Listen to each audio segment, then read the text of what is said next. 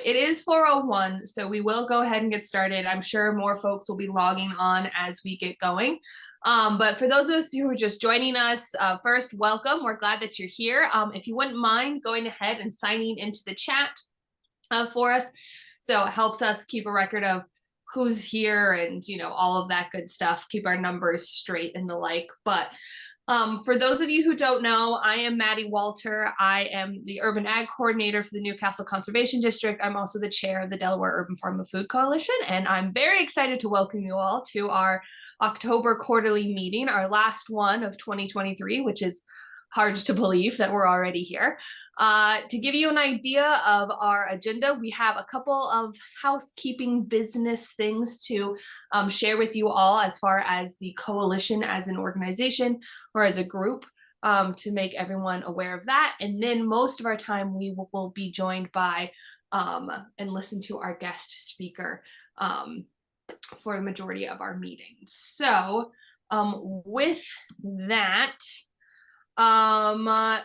to give you an idea of some committee updates, we don't have that many per se, because we had an election. We've had some openings in our committees, so they haven't been as active the last several months. But our policy committee has been continuing, excuse me, our work on the local ordinance and urban ag zoning for the city of Wilmington. Karen, who's our chair, has a cold, so I won't force her to talk and tell you all of the updates about it, but she is here and has been spearheading and taking over on that effort. So you can learn more all about that on our website, which if you haven't visited, do check out. It'll give you updates regularly on all of these projects. So we are now waiting on that brief end to see what the city is going to do as they are reviewing their city code. So we're trying to, match our efforts and their timeline at the same time. As far as our community garden committee goes, which has been mostly on hiatus this summer, but we did have our Golden Gourd Awards, which is our yearly celebration of all things community gardening at the end of September. So we had 6 winners of our categories this year. So I just want to, give a big congratulations to all of those. So Rob Pfeiffer for our Garden Hero, the Terry Center for the most creative use of space for community garden, Dave Brown at St. Mark's United Methodist Church for our well-seasoned gardener this year, Planting to Feed won most produce donated from a community garden, Jason Aveles from the Wilmington Green Box, their garden won Rookie of the Year, and Bellevue Farms won Prettiest Pollinator Space. So if you want to see pictures of all of those, they're up on our website as well.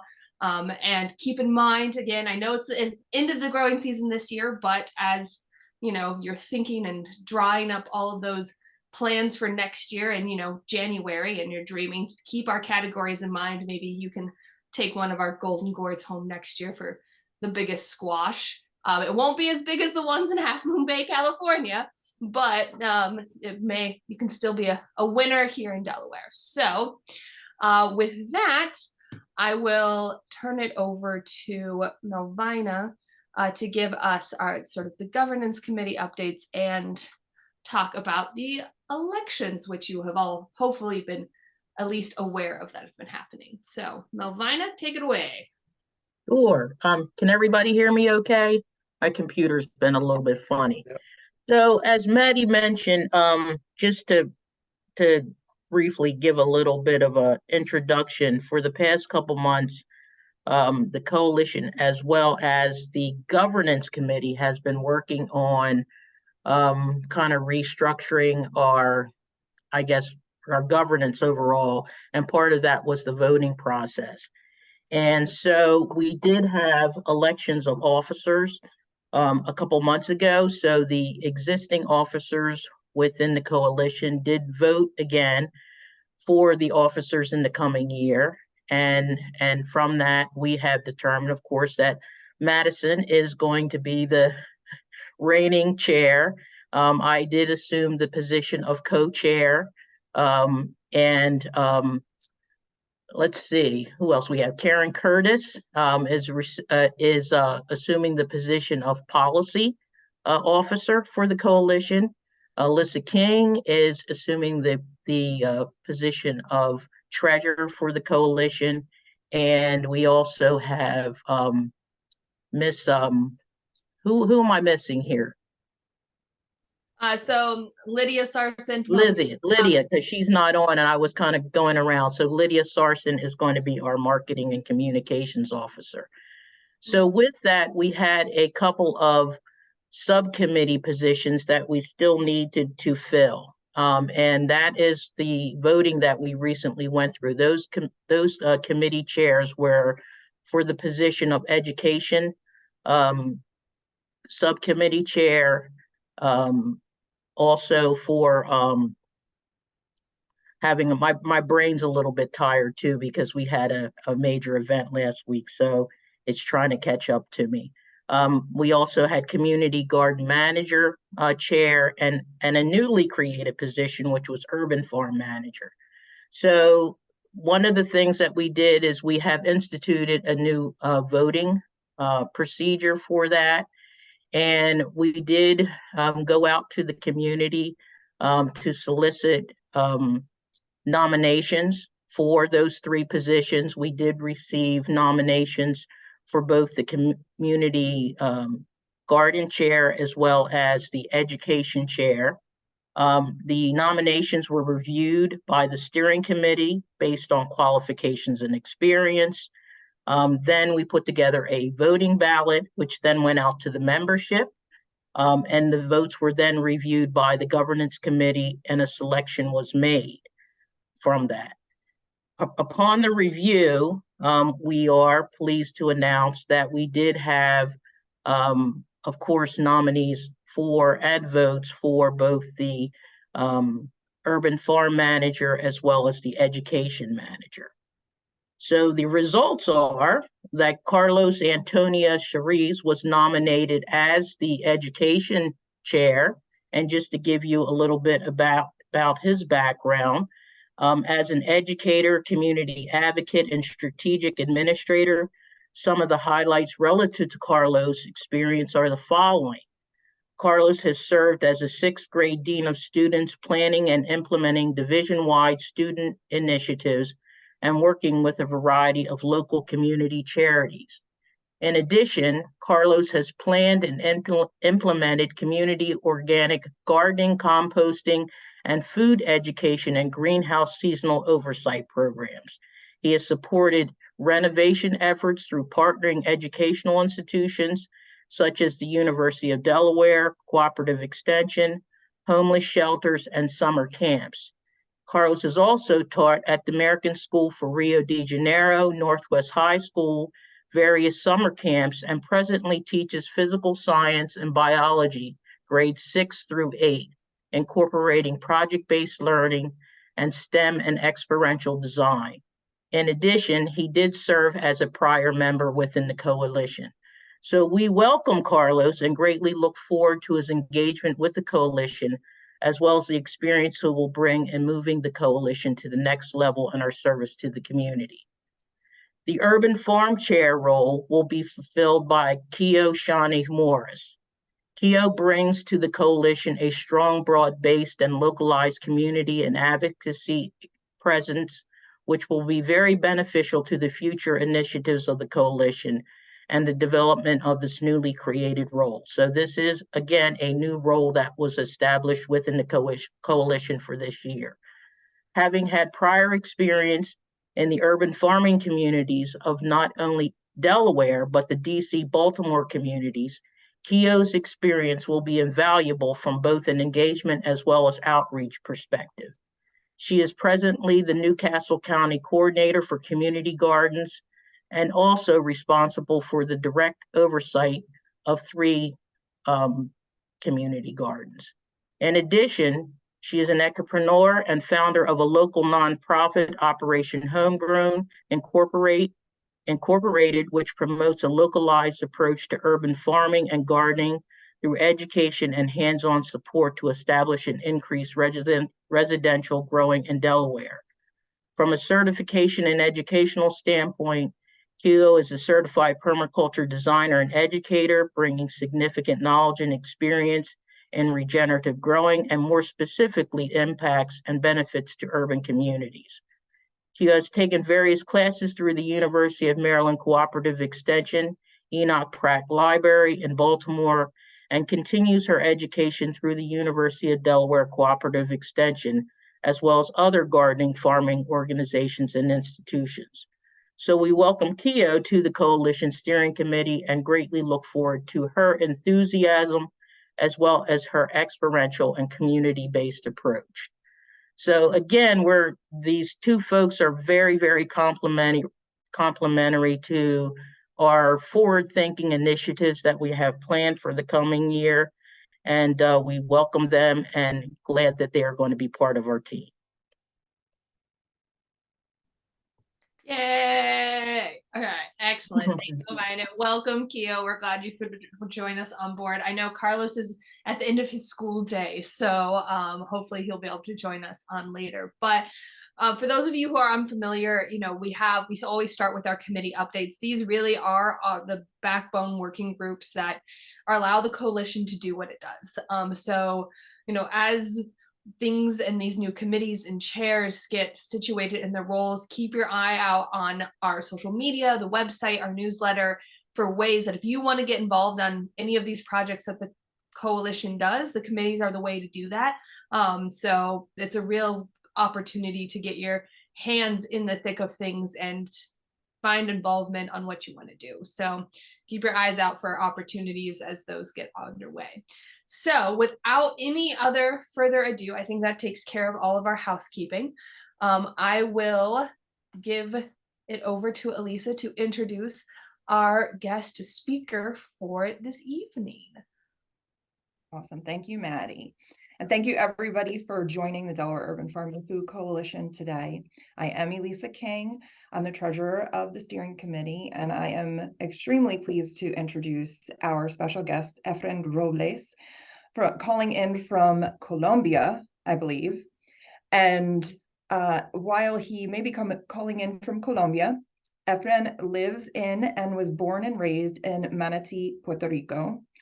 In 2012, he co-founded Frutos del Guacabo, a culinary agro-hub farm, and he is the co-founder of Horizon Solutions, a water treatment consulting firm. Through his passion and commitment to the growth of local food systems, during the past 12 years, he's been able to work with over 100 farmers and commercialize over 200 local products. With the help of his family, they have developed gastronomic experiences designed to showcase the impact of local food production and consumption on nearby communities. As a personal note, Coalition Chair Madison Walter and I had the privilege of visiting Frutos del Guacabo in 2022 during our Lead Delaware Fellowship field trip, and it was both delicious and extremely inspiring.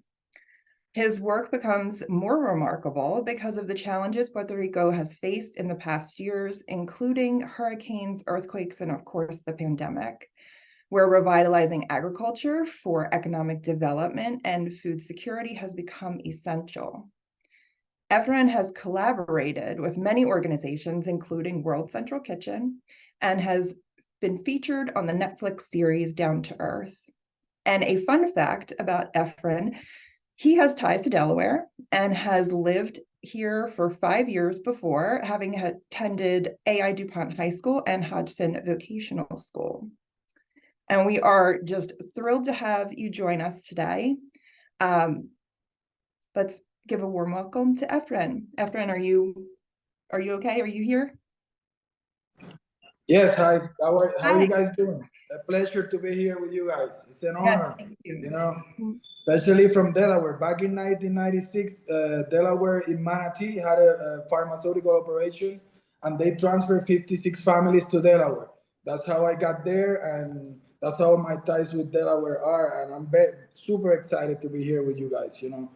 So thank you for the opportunity. And what we're gonna be talking about today is, what we are working on mostly is a sustainable subject, how to create economic growth, using farming and do it on a sustainable way. we've been lucky that we've been operating for so long. It's been very difficult. Every time we change, we learn a test, they change the answers. So it's very, changing environment. But you know what? That's what's happening around the world nowadays. The logistics have changed. The war, now we're talking about two different wars that affect directly what we do. So being close to the food production is very important, and understanding the food processes are a key. To me, urban farming is an educational power to be able to express what happens on the other part of farming, right? In Puerto Rico, we import about 85% of what we consume. We live on an island.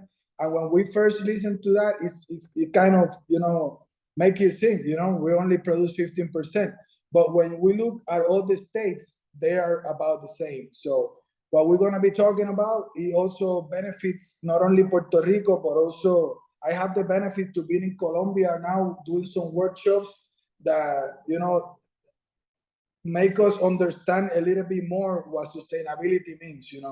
It's such a big word. Every angle is different. So for me, it's been very, very fulfilling. All this ecosystem that they have been creating is kind of the same process that we go. I'm an industrial mechanic by trade, and my wife, she's in the call. I just needed to feel comfortable, so she's there. It's Angeli, and what we do is, she's a chemist by trade, and we've been able to start educating people more than anything. We do deliver to restaurants, hotels, we do workshops at the farm, but our main concept is we use the farm to table platform to be able to teach people on the food production, on the whole food chain. So we're gonna go through a presentation right afterwards. Please let me know if you guys have any questions, and let me see if I can take control. Screen. Let me know if you guys. Let me know when you see it.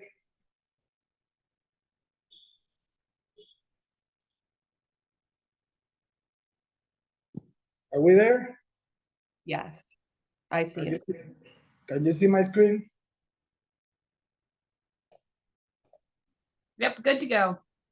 All right, perfect. So enter full screen here. So Frutos del Guacabo was born in 2010 due to a law that it was called the 936. It was an incentive for biofarm to produce locally. That's pretty much what they've been doing since the 70s in Puerto Rico. Most of the big pharma operations are there in PR. So when that law changed, it was called the 936. They were able to minimize the production in Puerto Rico. So we were looking for something that we really like, and we're foodies. We love to eat, So understanding how a restaurant ecosystem work got us into that, and now that's all we wanted to do, to be honest with you. So this is our operation. An important fact about this is our headquarters. It's a little bit over half an acre. We have about 2 acres total, but most of it is done here. Like I mentioned, it was founded in 2010. We are right on the north of the island, which is another challenge because we're so close to the beach. In Puerto Rico, usually the farm is done in the mountains. So it was kind of a challenge. We started working with hydroponics, and my wife is a chemist and I'm a mechanic. It was kind of an easy way to start, but we've been able to diversify the farm in different ways. On the project, as I mentioned, we work with hydroponics. We don't use any pesticides at the facility. We also have agroecological production. We rotate. We have goats, sheep, all the rabbits.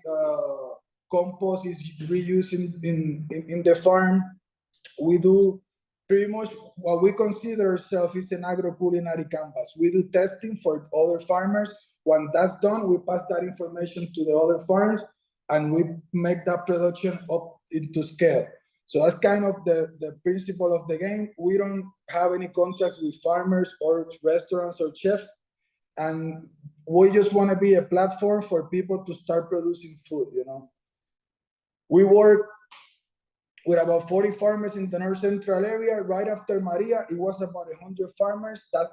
doesn't mean that they stop farming. It means that they are working on their own. I mean, we collaborate, but they find their own niche and they working on that. So it's a winning operation. Something that we've been focusing on all the way through is how we can manage the economic growth using our culture, power, and to benefit the social, the economy, the social, the community, the local community there.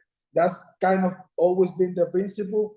We use solidarity economy principles. You know, we want to make sure everybody understands what everybody else is doing on the food chain, meaning that we need to gain confidence from farmers and restaurateurs so they understand what everybody else is doing. It's not like we're dividing the food chains. We're trying to make everybody understand what everybody's role is. In here, we have a quick example of what we do, right? We have a farm, and on that farm, we have a shop. That shop will provide the same products as the restaurants will get. And when I say the restaurants, we do leaves such as bok choy, arugula, mesclun leaves. We do fruits, we do veggies. Every farmer go and deliver to us, and we deliver to other restaurants. This second one that you see here is we also distribute, like I mentioned, to restaurants and hotels. It's probably about 200. Now the ghost kitchens are something that is being gaining, you know, momentum here. Probably in the States it's the same after the pandemic, kind of this switch.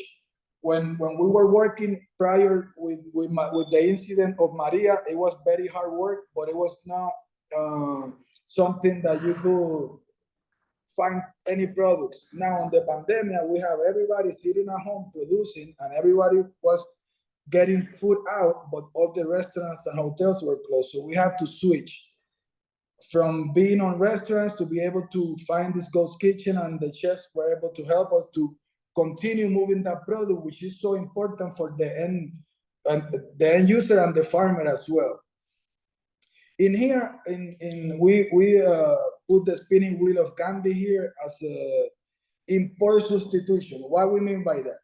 For one example that we use is the microgreens. The microgreens used to be caught in California and shipped out next day for fine dining restaurants. So we were able to sit down with chefs, see what they needed, and produce based on that. So changing that substituting that importation doesn't mean that it's gonna completely change the importation, but it would give you some benefits to the local economy as well.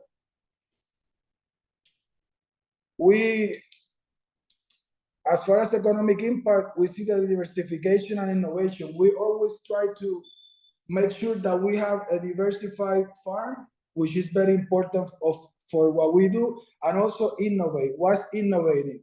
For example, we have all these products that are not commonly used in Puerto Rico, or let's say arugula or mesclun leaves. How you could get kale, for example, how you could get kale on the diet of Puerto Ricans that understand the nutritional value, understand the way to grow it at a small space. You know, all these kind of details. That's what we do. As far as production, we don't label ourselves organics. We don't use any pesticide, but we produce solider food that we want to make sure people start producing food. You know, that's kind of one of the main things that we are focusing on. We have at the facility in half an acre, we have 12 members working full time. Those members were never laid off during pandemic or the Maria hurricane that we have.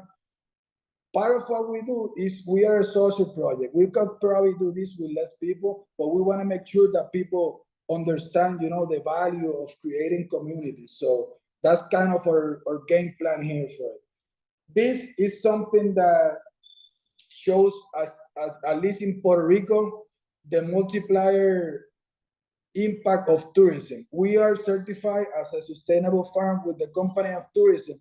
And what this does is that it makes sure that you have a great tool to show people how food is being grown. How can you combine different herbs and veggies and make sure that you can create this ecosystem that is beneficial for us.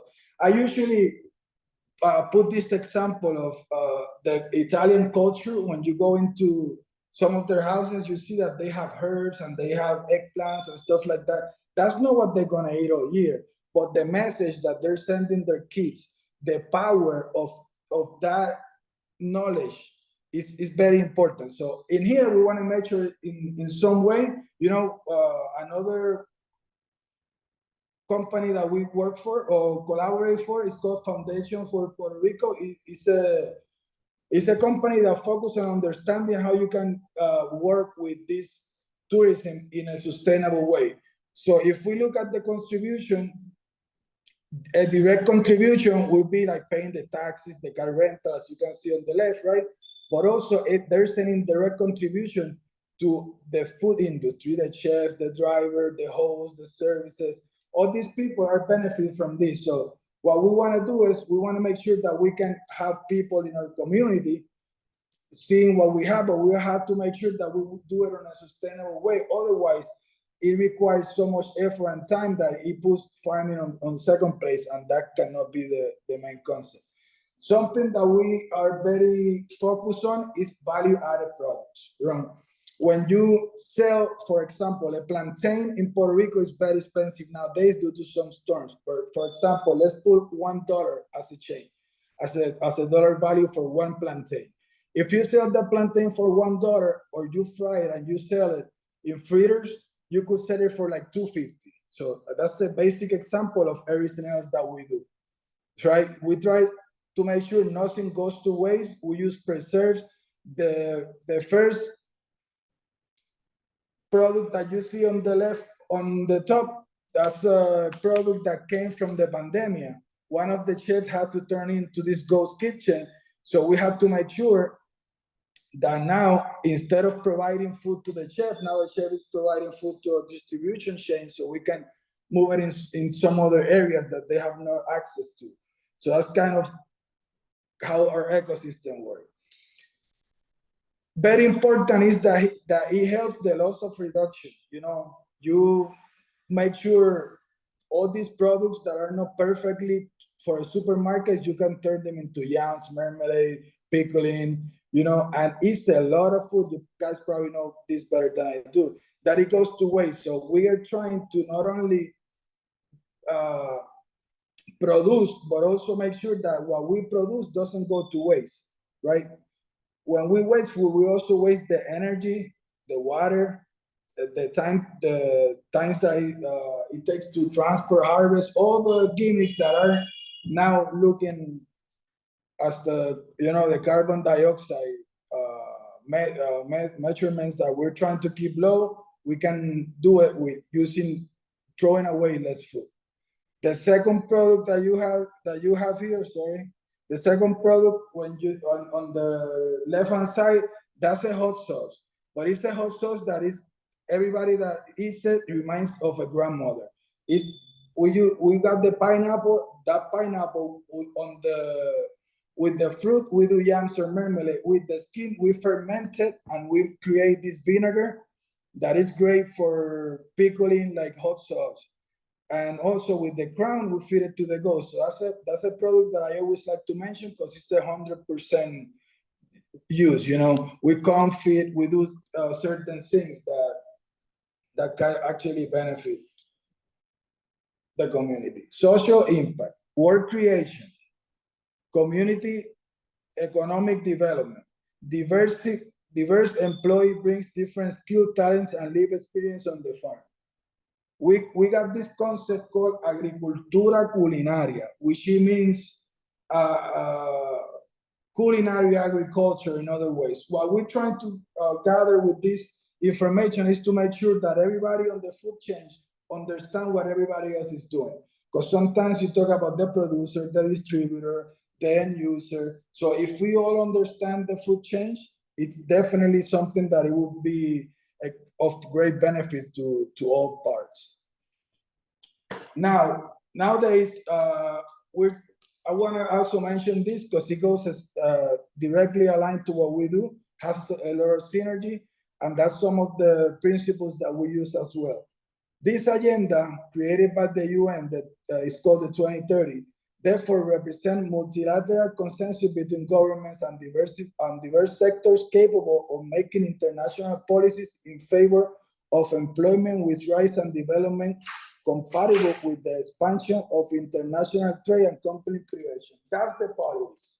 But when you look at each of the goals, they just make sense, you know? So what we try to do is see where can we benefit on this page, and how can we be able to, you know, to meet all of them or meet some of them and make sure that we do a great job at it. So the sustainable development goals, as definition, are global goals that are 17 goals, are objectives designed to serve as a shared blueprint for peace and prosperity for people and the planet. And now into the future, all these big companies have a sustainable metrics that they have to follow, but it's just the way it's supposed to be. For example, in Frutos del Guacabo, I understand that we met with these couple ones. For example, goal number 3, we produce, distribute of fresh and healthy products. We educate about the benefit of consumption. I continue to mention that word education. That's the power that we have. The more we can educate people, the better we will be. And it's so important that we educate at the urban farm level, you know, because it's so powerful. That's where you spend the money. If people understand how to spend their money and what it takes to grow food, it will change the game. So that's kind of why we push it that way. Gender equality. Company promotes a diversified environment among its members. 50% of the company is managed by women. The farm as a space to break down social established gender roles. You know, we have every gender in the farm, and that's what we want to do, because we want to make sure that we are as diversified as possible. Goal number 8, full-time employment for 12 employees, and they're covered with basic social security. We pay not the minimum wage. We pay where the minimum wage in Puerto Rico was $7 and we were paying 10. Now it went to 10, so we're gonna rise it up a little bit, because we want to make sure people have decent pay, you know. Everybody needs to understand our products are not the cheapest. All our customers know that, but they understand what they're purchasing. They're not buying an eggplant, they're buying the infrastructure behind that eggplant. Also, the farm is a training space for new professionals with gastronomy and agricultural industry. We have from chefs, bartenders, nutritionists, teachers, students from local universities. People use our farm as a canvas to learn, you know, different techniques. Sustainable communities, efficient consumption of resources and materials, the hydroponic system that collects water and reduces consumption. The hydroponic, it could be one of the more efficient systems we have operating. It's super efficient, it doesn't waste any water. The only water that is waste is due to evaporation of consumption of the plant. And it was the first segment that it was lifted up after Maria. You know, because the cycle is shorter, it's a 6-week cycle, so we were able to start getting greens out the door. Local production diversification, the local economy, the value-added products, that's super important on a sustainable community. No waste, everything we do is compostable. We want to make sure it's either compostable or reusable. We push for reusable first, but there's some occasions that we do like catering services at places that is kind of a hazard. So we try to always go compostable in that regards. And not only to use the compostable, but to send a message out there that people need to be more careful on you know, the waste that we're producing. Another thing that we have is a ground connection place. We have animals, we have goats, you can feed a leaf to a goat and buy some groceries. And disconnect from the city, disconnect from, you know, all the routine, the daily routine that we had to go through. Responsible consumption is super important. If we continue to purchase stuff that we don't really need, you know, it's gonna create more food waste and more plastic. So we're trying to make sure that we use the less as possible. As far as food goes, if, for example, we have one cilantro that is perfect, it goes to the fine dining restaurant. If it's a little bit yellow, it will go to a factory to make sofrito, which is like the spirit of a Puerto Rican cuisine. Or if not, it will go to an animal to feed the animal and compost. So we don't waste anything. So being able to partner with different entities that have the same vision as you do is very important, because it could get your voice or your message out of places where I would not be able to reach. This is a perfect example. I'm from Manatí, I'm in Colombia, and I'm talking to a group in Delaware. So making these collaborations are just gonna make us stronger, you know, as far as food producers, and understanding what everybody else is doing, communicating, understanding the views and the necessities of each of the segments that are working in here is super important. So we do educational training, tours, workshops, internships, team building events, communication, chef, farmer, waiters. That's super important. The educational part, as I continue to mention, is like the most important thing that we focus on. Information dissemination, serve as a consulting group for other NGOs in the island trying to replicate the model, shortening the distribution chain, impact freshness of products. Now, something that we try to push is the short distribution chains. I know that sometimes it's a hazard, you know, due to weather and stuff like that, but anything you can buy with less carbon footprint is great. I mean, if you can purchase something at your local farmers market, which is an amazing farmer market that you guys have, is value added from all angles. So let me turn back. So in here, you see on the left, there's a group of chefs. That's a guided tour. What happens in that scenario is that they bring from the kitchen to the front end of the restaurant to the bar, and they understand and they create menus based on that. We do a tour, that's the one that we are being focusing more, because it's a sensorial tour. What's a sensorial tour or a sensorial experience? It's where you walk. We got only, like I mentioned, a little bit over half an acre, and it takes about 2.5 hours to do. We taste the herbs, we smell, we have tapas or products that are done in the farm. We go through every step that we do as a technique and show people how to do it. Not everybody's gonna be interested on the same thing, but they will understand and respect them, and also be able to learn, you know, and have fun while doing it. That's kind of the principle of that. On the left hand, on the bottom, there is a group of blind people. Since we were working with sensorial experience, for us, it was very important to see if we were doing something really neat. So we brought this group, and they were very excited. The experience was good. And it's also a place for people to, like I mentioned earlier, to make ground, to have, you know, a farm experience.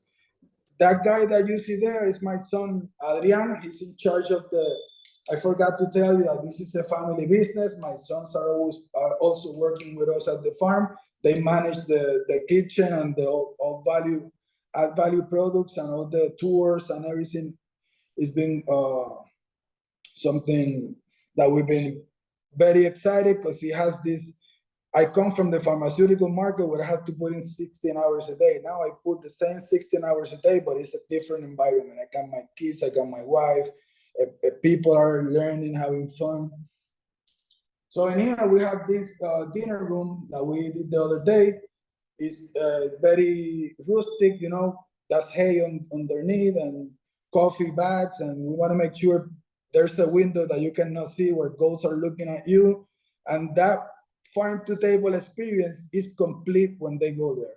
Also, when people go to restaurants and they go, and even on the menus, they say that, like, the Frutos del Guacabo salad.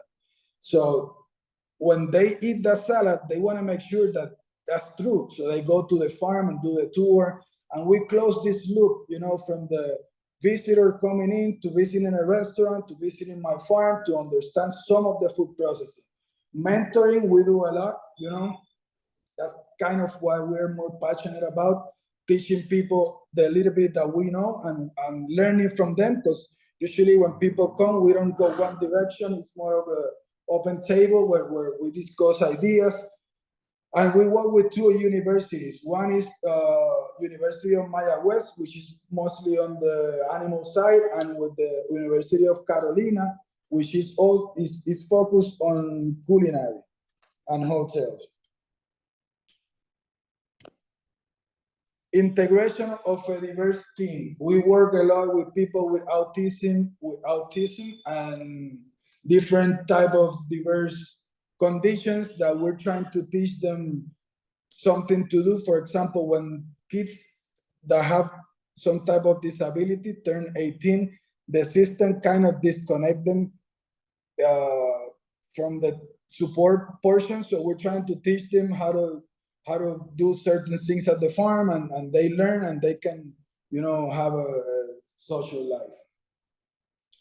We also do a lot of networks where a lot of entities go there just to have lunch and discuss different subjects about farming and how to be a little bit more sustainable on processes that we're currently doing. Also, we have volunteers that usually come to the farm and help us out, you know, and that's something that is beneficial too, because not only they help us out, when they leave, they talk about what we do. And that's very important, not only for us, but for the country itself. That mural that you see there is my nephew. He's also autistic. He's representing Guacabo, which Guacabo was the chief Indian of that era. The necklace that you see on the neck, that means photosynthesis. It's an Indian sun, and the circle means water. And with that photosynthesis, we're creating flowers and food. All the things you see on the back is part of the products that we do. So we try to make it very, you know, nice, so people gather there and can have some very interesting experiences. Let me switch a little bit back here for a second. Hold on. See. There is a code that if you want to scan it, it will take you to the company page, and you can gather more information there. So I'm gonna stop sharing my screen now, but we can continue talking. Can you guys hear me? Yep, still coming in loud and clear. All right, perfect. So any questions? I'm open now. We got a couple more minutes. I want to make sure that, you know, that we can answer them for you. Efrén, Rick Judd, when you have a hurricane come through, does it add a lot of salt to the soil? Does the soil have to be remediated somehow before it can be grow appropriate yields? It depends on the area, but yes, it's some places close to the beach that you could need to fix it again. But mostly the damage is due to wind or water. That's kind of the two things that are very difficult, because you cannot mitigate them, you know. Mm-hmm. I mean, you can only mitigate them. There's nothing you can do.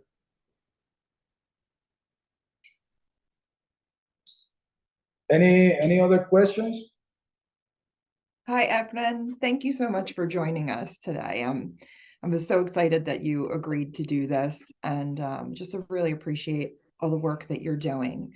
I was considering that the intersection of social, cultural, and economic processes within Delaware, and we're definitely struggling with that. And I was just wondering if you had any strategies or essential recommendations for the way that you've been able to approach that? Well, everything is kind of a little bit different, but the basics are to be able to involve the community, you know, from all angles, to be able to have them working on things that are cool, you know, that are interesting for them, especially these new generations that are really looking into, you know, what they put their time in and how much they spend. But the power of the community is what changed, at least in our side. That's what's been the game changer. Thank you. Hi there, Efrén. I'm Keo Morris. Hi. Besides Puerto Rico, Colombia, and I guess Delaware, are you connected anywhere else?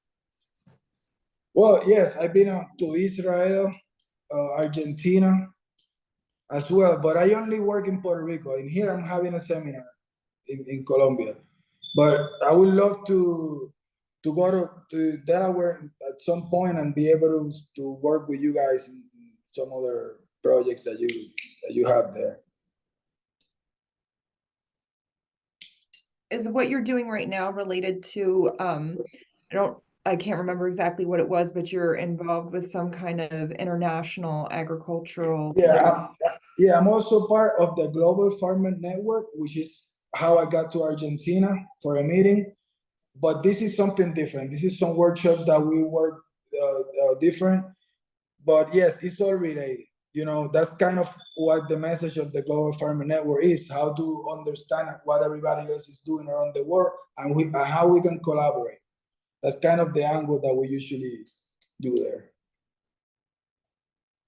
I think something that you guys could benefit a lot from is doing value-added products. For example, if you have like a pumpkin, process it, it's fun. You know, we do pumpkin yam, which is something that is not common. All these kind of things that you could have people doing that change the way that pumpkin used to be something that in Puerto Rico we use it for like beans and stuff like that. But now with these new technologies such as the sous vide and these new culinary techniques, you can do a pumpkin steak, you know. And all this is what we're trying to teach people: how you can use your products, be proud of it, use it in the most resourceful way that you can do it, but also be able to preserve it. Because for us it's difficult, but for you guys also, because you have the weather in most of the year, so you have to be able to find not only the way of producing food, but the way of showing people how food is produced and preserved. That's kind of something that you guys should be. I know you guys are, but that's not so. Efrén, thank you so much. I had wanted to actually ask you about the value-added products. Did you research your market for those products before? Can you tell us a little bit about that research and how you decide which products to make and then how you advertise them? Yeah, it's very simple. I put my ear on ground. I listen to what the chef needs and we produce based on that. You have to communicate. So if you sit down with a chef, for example, microgreens, there's thousands of microgreens. Probably the one you're going to produce is not the one that he wants to use for his plate. So you listen to what they need and you produce based on that. Most of our production is sold before it's even a harvest. It's because we communicate a lot. Even when farmers are, that's kind of what my wife does greatly. She communicates all the time with farmers and the chefs. So if something is missing or it's not going to come out, the chef needs to know, because they got to make sure they have it on their menu, which something that is very important and is the confidence. If somebody's going to put your product on a menu, you have to make sure that you're going to deliver that product. And how we mitigate that, we use the same product on different farms. We buy mostly from Johnny Seeds, you probably know them. And what we do is we split the seeds, and what we try to do is make sure that if we get, for example, 100 pounds of cilantro in order, we divide that into 5 or 6 farmers. So if one of them is missed, the end user doesn't see that. And that will make us compete with the supermarket or the big companies, you know?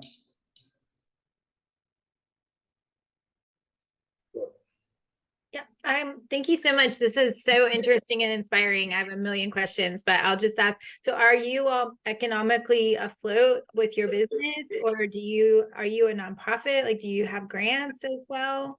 Yeah, that's a good question. Well, at the beginning, for the first 5 years, no. That's why I have two businesses, because I never want to pull money from farming. But now with tourism, it balanced out the P&L.